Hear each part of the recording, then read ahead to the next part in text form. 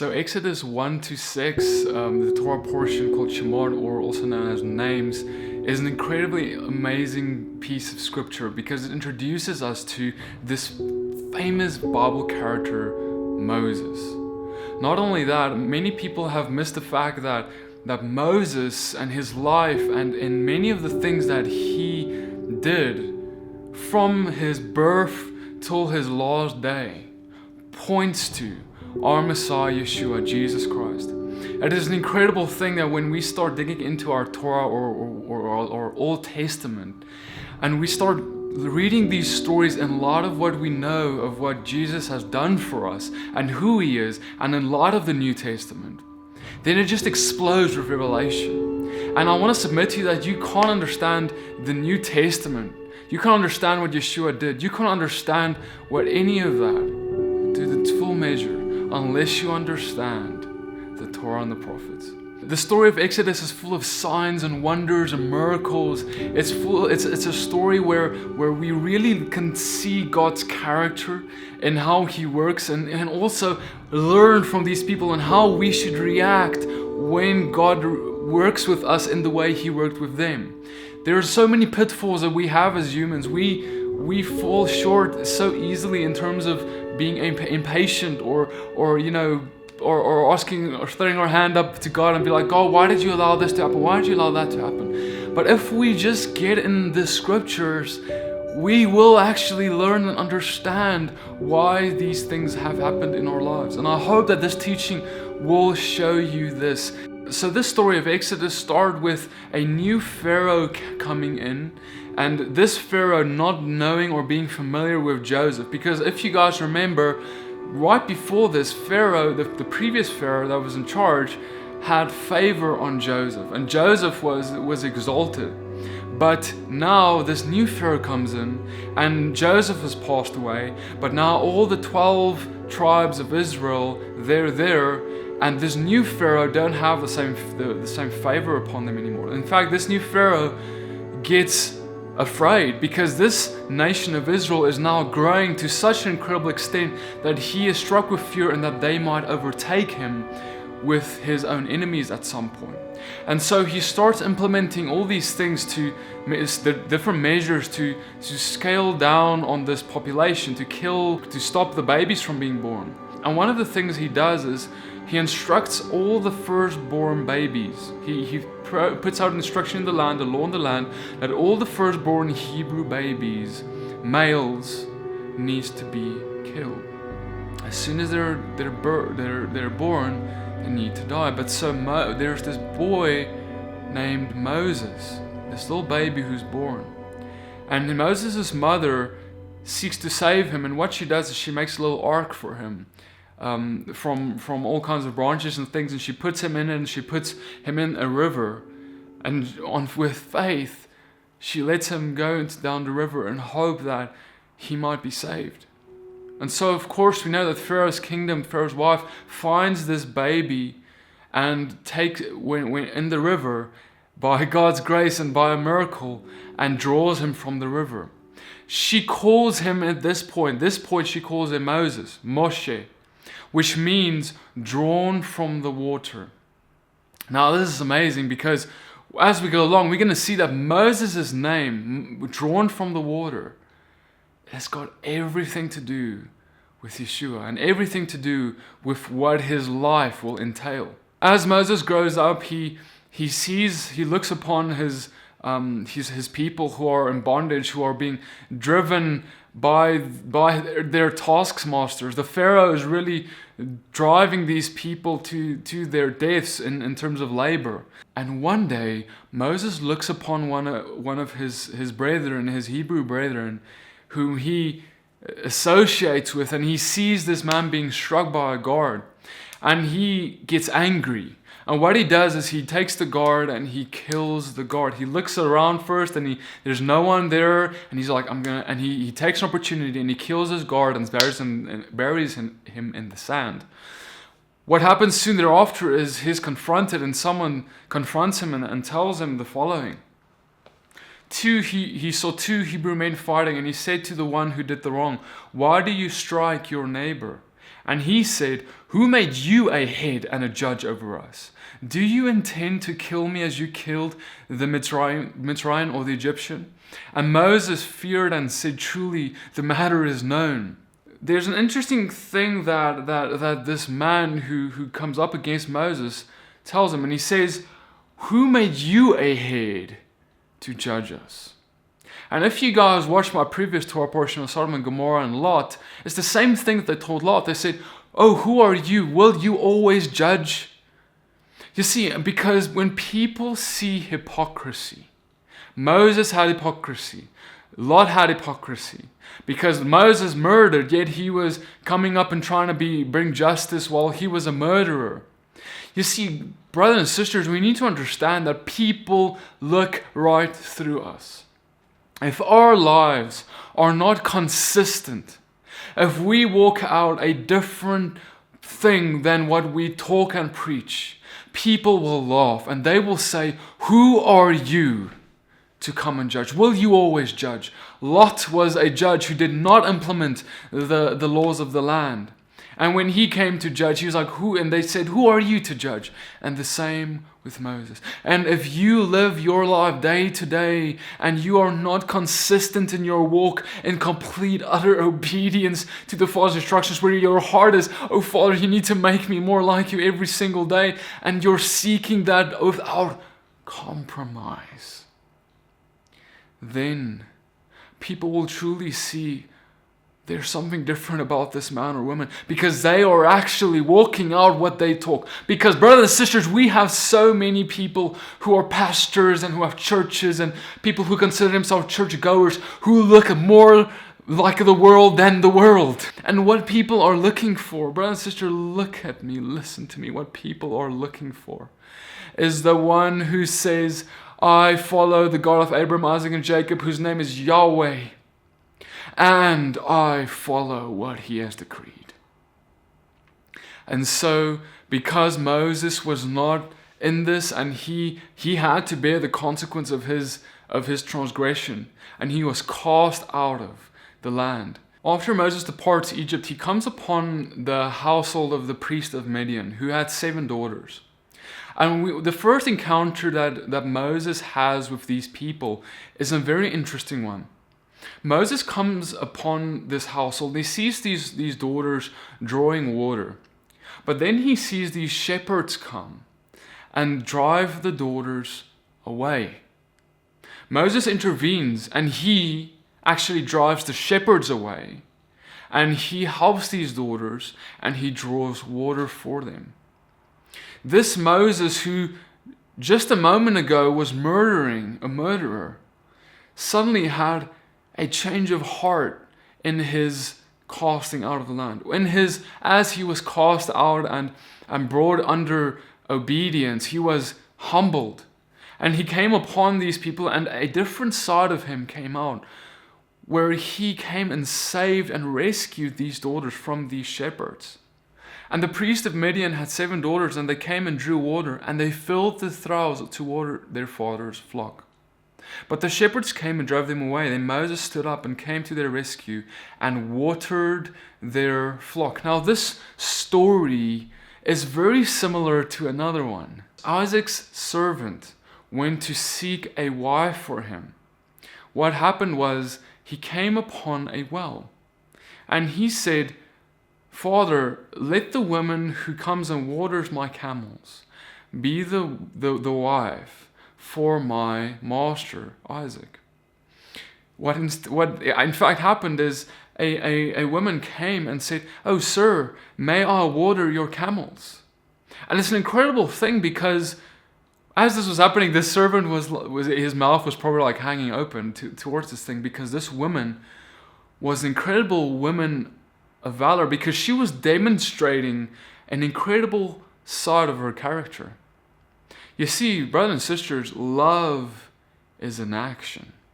Love and that character that is a godly character is not demonstrated by mere words, yet again, but it's demonstrated by character.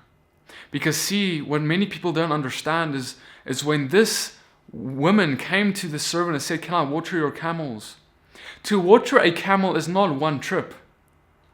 To water a camel is a whole day's journey of work, of going back and forth, because a camel has those humps on their back, and they take water, and they take water, and they take water, and they take water. And see, it's not only the sign of that God has done, but it's this incredible act that the servant sees.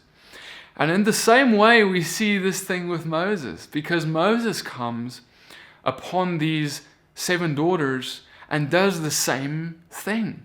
He comes and he rescues them from these shepherds. What he then does is he draws from the water, just like his name. Moses' name means drawn from the water, and now Moses comes and he draws from the water, and he shows them his character. The women then return to their household and they tell their father about this incredible man who did this thing for them. And this man, this master is like, so where is this man Moses? Let him come. Why didn't you bring him to us? And he opens his home to Moses. And as he opens his home to Moses, he soon also gives Zipporah for Moses. And it's an amazing testimony where it's a lesson for us who are still seeking wives, who are still seeking a husband. That the way that we see and identify a husband that God has set apart for us is by the way that they act towards us. What do they do? Not what they say. They can be a smooth talker. They can say all these amazing things, which is good. But do their actions follow what they say? Because see, brothers and sisters, you want a man or a husband or a wife that one day will be a husband or wife that sacrifices, that goes the extra mile, that waters all the camels, that drives away the false shepherds. And so when we seek a husband or wife, what we need to be doing is asking the Father, Lord, give them to me, show me a sign. But then we need to look to their character. Is their character of the character of Moses in this instant? Is their character of the character of Rebecca when she came to water the camels? And it's an incredible thing because we now start seeing Yeshua, Jesus' character on Moses. We start seeing that Moses' life is simply a foreshadowing of the life of Yeshua. There's multiple things that start happening, incredible parallels with the life of Yeshua that God has set up for us in the Torah that points to the New Testament. One of the first things that we see is here in this very thing where Zipporah, her name means, in Hebrew, when we go to the Hebrew root word, her name means bird. And it's amazing because Moses' name means drawn from the water. Her name means bird. So I want to ask you the question, where did we have someone who was drawn from the water and it involved a bird? It was, of course, the baptism of Yeshua. Where Yeshua, John the Baptist came and he drew Yeshua from the water. After his death, he was resurrected. That's what the coming out of the water represents. And we read in the scriptures that a dove came upon him as the Spirit of God. And in the same way, this story of Moses meaning drawn from the water, and this bird, Zipporah, descending upon him, and they marry. And it's an incredible union, just like the Holy Spirit and Yeshua and the Father, they're one. It's in a union. They can't be separated. And in the same way, when we are baptized and we come out of the water, there is a union that takes place between us and the Holy Spirit, the Ruach HaKodesh, the set apart Spirit of God. Furthermore, as I mentioned with Yeshua's name meaning drawn from the water, we see these multiple acts and things that Moses started doing that is simply a picture of his name. Because Moses was drawn from the water as a child. There was this kindness that was shown to him by the Egyptian. And now Moses is doing the same, because now he is the one drawing the water for someone else. He's doing this act of kindness for someone else, for these 7 daughters. And then we also later see Moses' act with the rock, where he strikes the rock, and speaks to the rock in the Exodus, and water is drawn from the rock, and it's brought forth for all these people of Israel, God's people. And it's an incredible thing because that rock is Yeshua. He is the one where the living waters flow from. As we read in John, out of his belly will come rivers of flowing water, of living water. And we also read in 1 Corinthians, Paul talks about this, where he says, "For I do not wish you to be ignorant, brothers, that all our fathers were under the cloud, and all passed through the sea, and all were immersed into Moses in the cloud and in the sea. And all ate the same spiritual food, and all drank the same spiritual drink, for they drank of that spiritual rock that followed. And that rock was Messiah." You see, brothers and sisters, Jesus, Yeshua, the Messiah, didn't come only then. He's been here from the beginning. In the beginning was the Word, and the Word was with God, and the Word was God. He was that rock that was spoken to. He was that rock that was struck by Moses. And so we see him encompass all this living water. We see him with the woman at the well, with the water, just like Moses is at this well, just like Rebecca's at the well.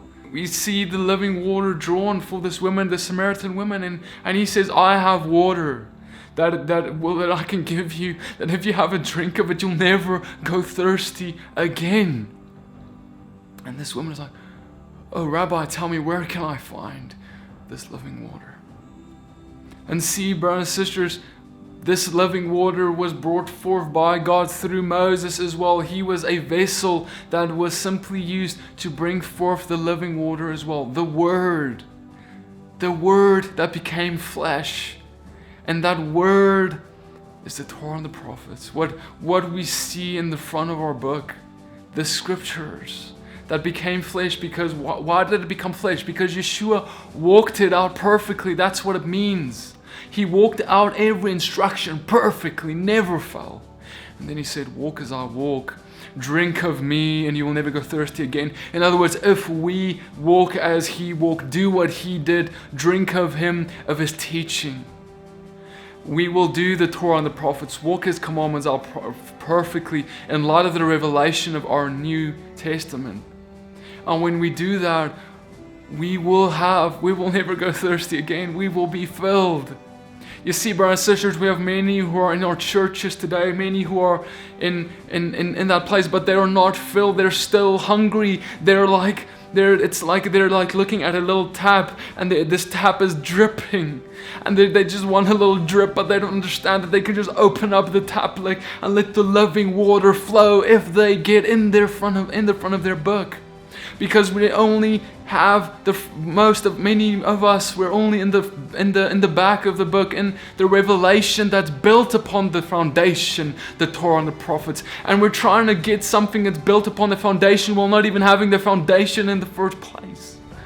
Without having the Word that became flesh in the first place. And that Word is the Torah and the prophets, like I said. So if you walk and follow it, if you study the front of our book as we're doing here today, you will truly have a drink of him, and you will never go thirsty again. But if you don't get in this part of your scriptures, you will never be satisfied. And we see in Exodus 2:17 that the shepherds came and drove them away, but Moses stood up and came to their rescue and watered their flock. And it's the same thing. Yeshua, with these shepherds that came to persecute these daughters of these 7 daughters, they represent the Pharisees who came to persecute and came to oppress all these people later at the time of Yeshua, at the time of Jesus. And Jesus was Moses. He represents Moses, where just like Moses came and drove away the shepherds, Yeshua came and he drove away the Pharisees. And he said, "You come and you burden these people with all your traditions, which you lift above the commandments of God." And what Yeshua did is he nullified the commandments of the church at that time, the traditions of men who opposed the commandments of God. And he not only did that, but he taught them. He gave them the water, the living water. What did he teach? He didn't have a New Testament to teach them. He and his disciples, they were simply teaching the Torah and the prophets. He said, go to the seat of Moses, to his disciples. Go to the seat of Moses where the Pharisees sit. Go and listen to whatever they tell you. Whatever they tell you, you go and you listen to and do. Oh, that's a big issue. Because now he just told them to be obedient to the front of the book. Much in contrast to which many of our churches are teaching. And he said, go, listen and do the front of your book, the teachings of what I gave my servant Moses. And so, see, brothers and sisters, of course, Yeshua taught this in a lot of the revelations of what we have in our New Testament. But he did not come to abolish the Torah and the prophets, as he said in Matthew 5:16. I did not come to abolish it, but to bring it to its full meaning, to build upon it. You see, that rock that was struck in the Exodus, where the water came poured out, which was Yeshua, that rock which was Yeshua, the water came poured out, and the people drank, and they were satisfied. In the same way, he was struck on that cross, and the water came poured out. And when we drink of him, again, we will be satisfied. But you cannot do away with the one or the other. You need the full revelation of him. You need all of him. And he walked out both the front and back of the book. And so what we then see happen is Moses, Father calls Moses to this holy ground, this burning bush. And Father, Yahweh Elohim, he speaks through this burning bush. And he comes and brings Moses. And he says, Moses, I am calling you and giving you a commission. I am calling you to bring my people out of the Exodus. I'm going to set them free because I've heard their cries.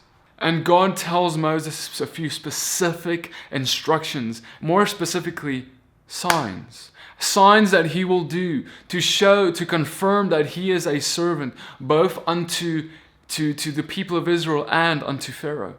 And in the same way, we're going to start seeing these signs, these 4 or 5 signs given to Moses, the same signs that God gave to Yeshua, to Jesus, to confirm his divinity and his purpose to the world.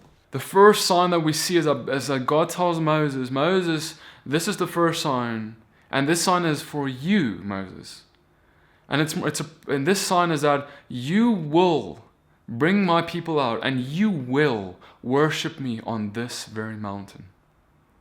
And see, this is more a promise than anything else, where God first makes a promise to Moses.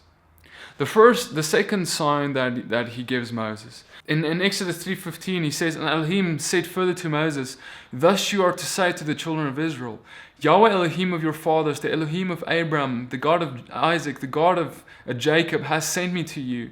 This is my name forever, and this is my remembrance to all generations.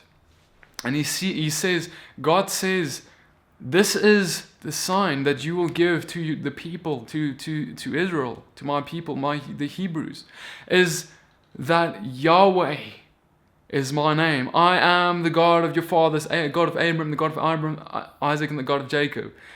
Yahweh is my name. And then he says, this is my remembrance throughout your generations. And that's incredible, guys, because now this is an instruction. God is saying, my name is Yahweh. This is who I am. This is a remembrance that you need to preserve throughout your generations. This is the first sign given to Israel, guys. The very first sign. And if you open your King James, if you open most of your Bibles, you will read something along the lines of, thus you say to the children of Israel, the Lord of your fathers, the Lord of Abraham, Isaac, and Jacob has sent me to you. This is my name, to be a remembrance. And it's kind of ironic because a lot of our Bibles have removed the name Yahweh and replaced it with Lord. And now God is then here saying in those translations, my name is Lord, and you should remember my name, which is Lord. Which makes absolutely no sense because his name is not Lord.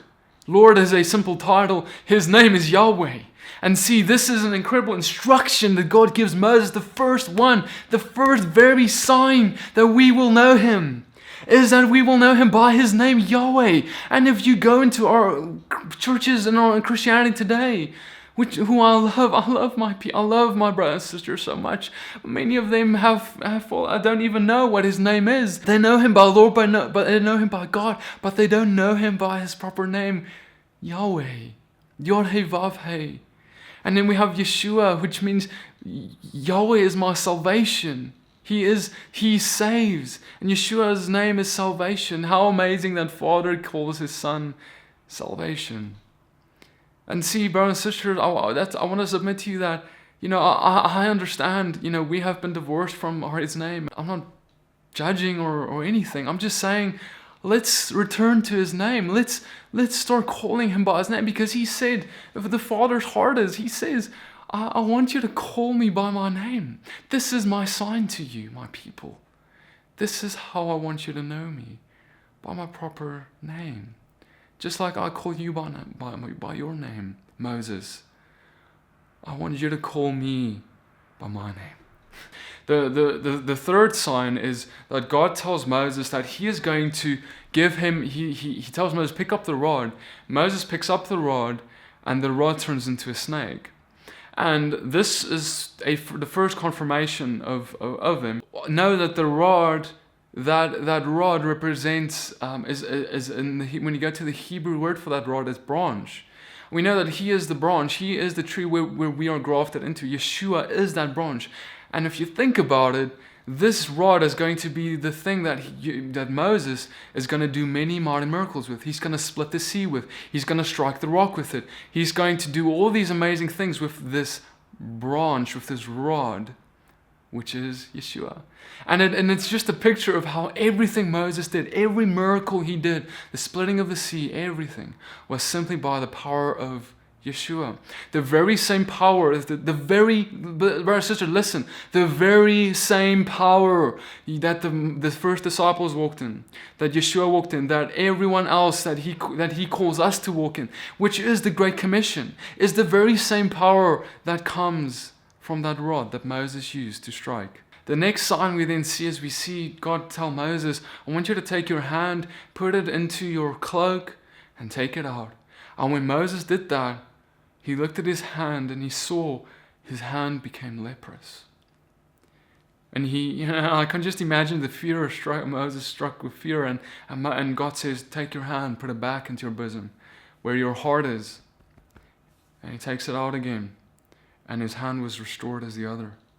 And we see that this is a picture of Israel at the time. To understand this, we need to understand that a leprous person, someone who has leprosy, is someone who is excommunicated from the world. They're contagious. So they have to be in quarantine. They lose their identity. No one wants anything to do with them. They are considered, in this time, they were always considered to be people of sin. People who sinned, and this disease they became leprous because of their sin. And so, and these people felt divorced, these leprous people. And in the same way, this is a picture of Israel, this very people that Moses is called to. This is actually a symbolically a leprous people who have been cast out, divorced. They feel divorced from God. They feel like God has forsaken them. And they cry out, Lord, where are you, Lord? Save us, O Yahweh. And see, this is the picture. And God, this miracle is the picture to them. God tells Moses to go to Israel and show them this, where this is him putting his hand in, and he shows him, you are leprous right now.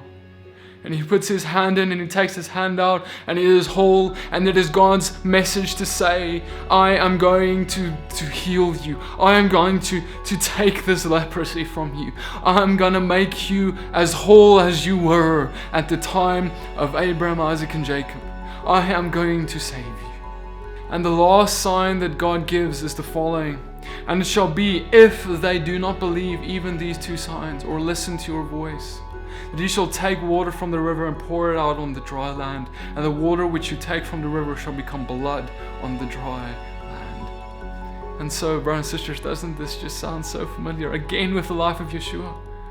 And God tells Moses, I want you to take water, pour it. If they don't listen to you, Moses, listen. If they don't listen, if they don't heed your first signs, I'm going to give you this last one, this final sign, where you will go and you will pour out water on the ground and it will turn into blood. And see, brother and sister, this is the very picture of Yeshua, where the Pharisees came to Yeshua and they said, oh, give us a sign. Give us a sign, oh Yeshua, Jesus, give us a sign. And he says, oh, you wicked and perverse generation, I tell you that no other sign will be given to you other than the sign of Jonah.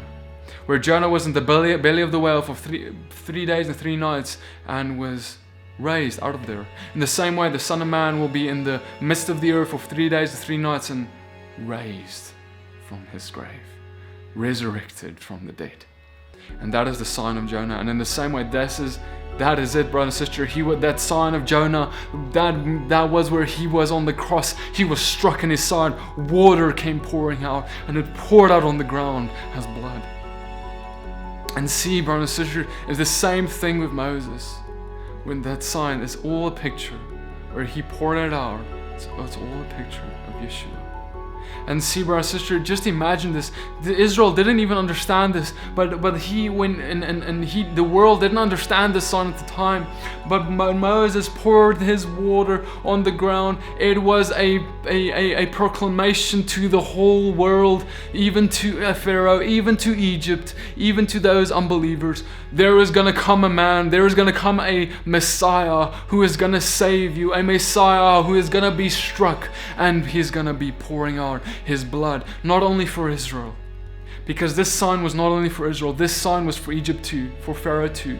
And he said, and this Messiah will be pouring out his blood not only for Israel, but for the whole world. And so Moses continues to proclaim these signs to his people, to Israel. He takes Aaron with him, and Aaron goes and speaks with him, and Moses proclaims it, and the people rejoice and they accept the signs. But what follows is disastrous. Instead of a good thing coming from this, something really bad happens. So after Moses confronts the people as well as Pharaoh, the following happens. And the same day Pharaoh commanded the slave drivers of the people and the foremen, saying, you are no longer to give the people straw to make bricks as before. Let them go and gather straw for themselves, and lay on them the required amount of bricks which they made before. Do not diminish it, for they are idle. That is why they cry out, saying, let us go slaughter to our God. When God makes a promise and it does not come to pass immediately, what will you do with it?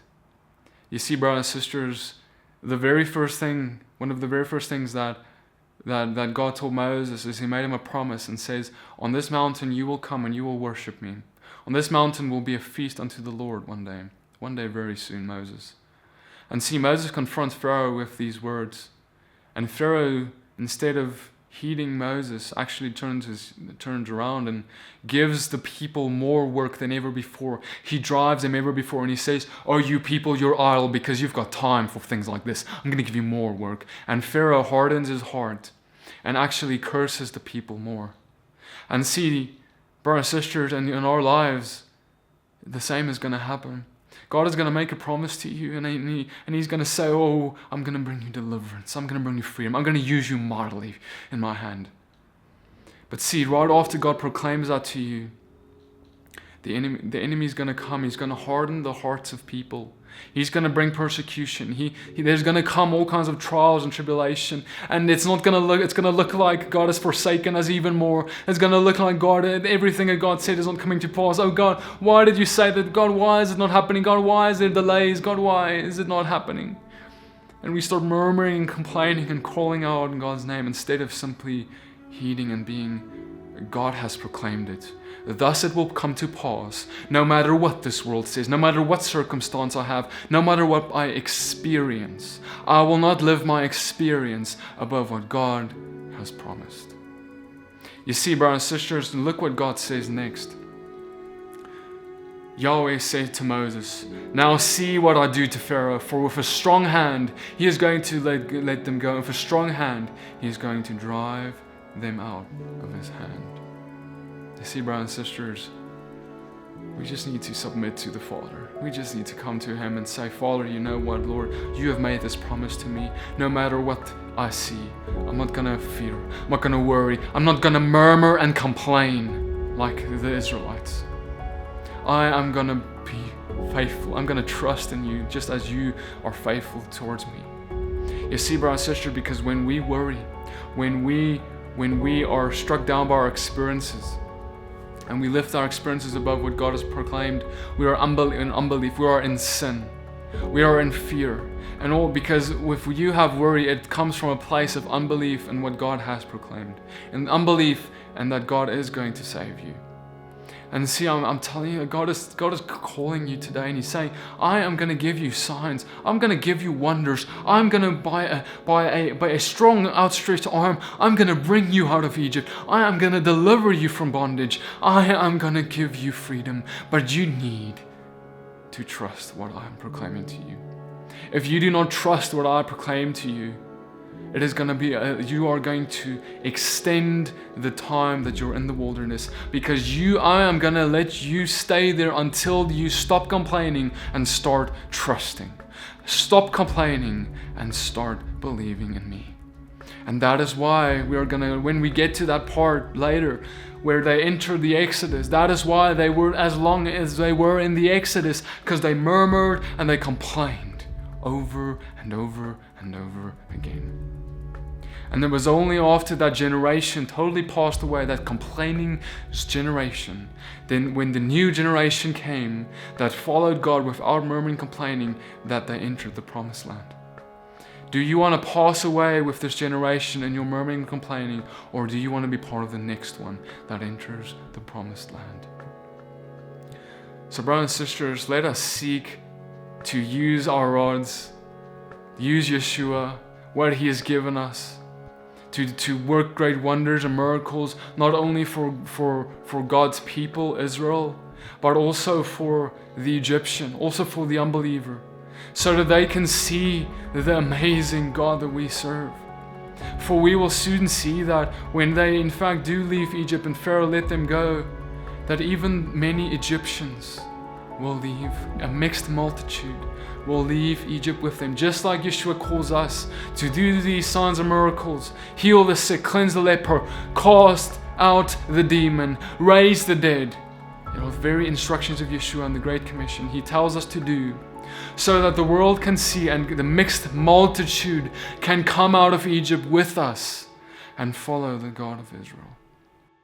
All right, guys, I hope this blessed and encouraged you. If this teaching blessed and encouraged you, I encourage you to just share this with someone. So this good news, this water that goes forth and quenches our thirsts, can quench the thirst of the multitudes. Share this with someone today. And thank you for sticking through with me. May God bless you and keep you, shine His face upon you, lift up His countenance upon you, give you grace, mercy, and shalom. And I'll see you guys in the next video.